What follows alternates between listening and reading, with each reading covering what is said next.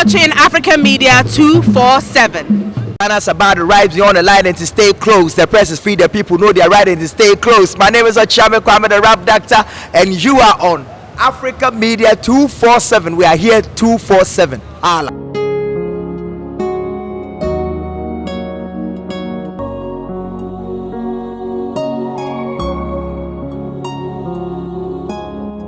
Freedom and liberty.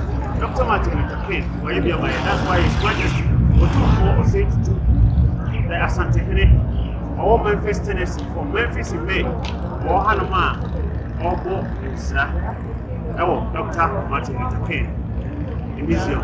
We don't must focus on African Media 247 within any royalty. Now, I would say, Sarkodie with the cosmetics or Dallas, Texas. And the Kumasi supermarket, Dallas, Texas. On the soya center, yet to me, about Memphis, Tennessee. Now, after Dr. King was assassinated here on April 4th, 1968, the reign goes into a decline. And in the early 1980s, the community came together to save the motel. In 1991, we opened as the nation's first civil rights museum dedicated to the African American story. We continue to tell that story today, and in 2014 we completed a $27.5 million renovation. So today as we go through the museum, you will see 400 years of history.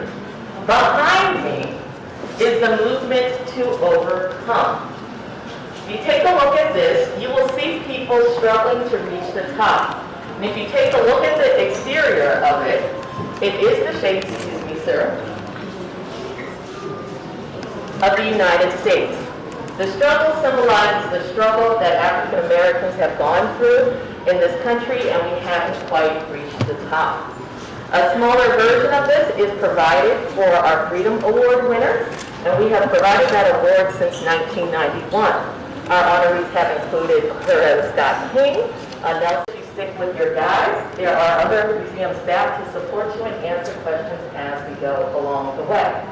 Now, if you follow me, our first stop will be the culture of resistance.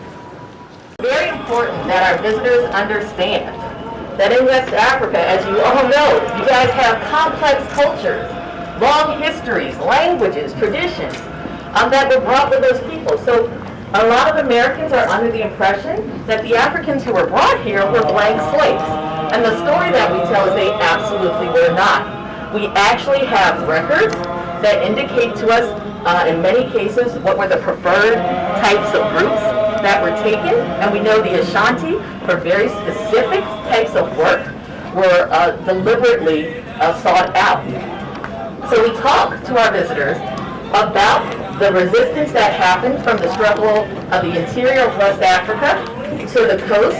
And if you look at the ground, you will see these different highlighted areas. These are the past of the transatlantic slave trade. Now over here in the Americas, only about 500,000 enslaved people made it to British North America. The majority of them end up in Brazil or in the Caribbean. And so they bring those traditions with them and help inform the American identity. Now, if you look throughout the museum and as you walk today, you'll notice that there is a lot of detail from top to bottom. We look here at the top, we will see around this frieze, it says, we hold these truths. In 1960, historically black colleges and universities, young activists, young children, and to get involved in the body. I'm actually going to stand up here so everybody can see me. Welcome to the, there we go. It's working. All right. Welcome to the Year They Walked. In 1955, many of you, how many of you have heard of Rosa Parks before? She's pretty popular internationally, yes. This is one of my favorite galleries in the museum, mostly because of the number of women involved. A lot of times women get overlooked in these histories. So Rosa Parks was actually very, very active in the civil rights movement. She was the secretary for her local NAACP branch. She also attended a training at the Highlander by the white driver to get up. Now, it's the practice in the United States that there was a separate area for blacks and whites. And what was very important to remember is while there was a sign, that line could move depending on the number of white people on the bus, right? And so she was asked to move. She refused to give up her seat for a white man. And then she's arrested, right? And so there's a big hullabaloo about it. Well, while she's in jail, if you guys would just park right here, step to the side. That beautiful black woman right there is Joanne Robinson. She was a professor at Alabama State College, now Alabama State University. And she, oh, wow. That's amazing. She's one of my favorite movies. So this is, you not moved by this point. This is our statue here. She told me this story herself in 2001. Oh, wow. Straight ahead, you're able to see many of the freedom riders who were arrested in the summer of 1961 at the Mississippi State Penitentiary.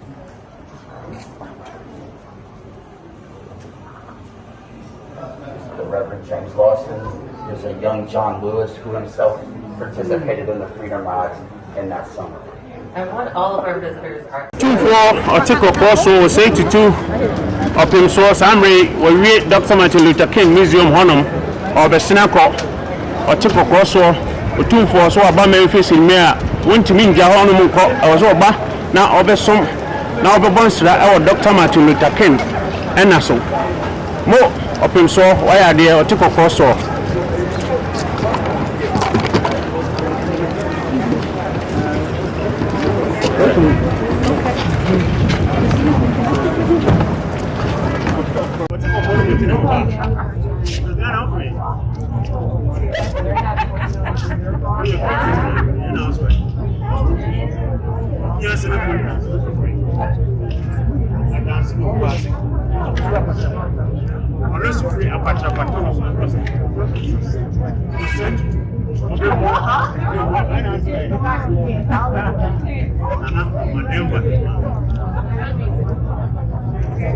And I said, well, I remember him, I mean,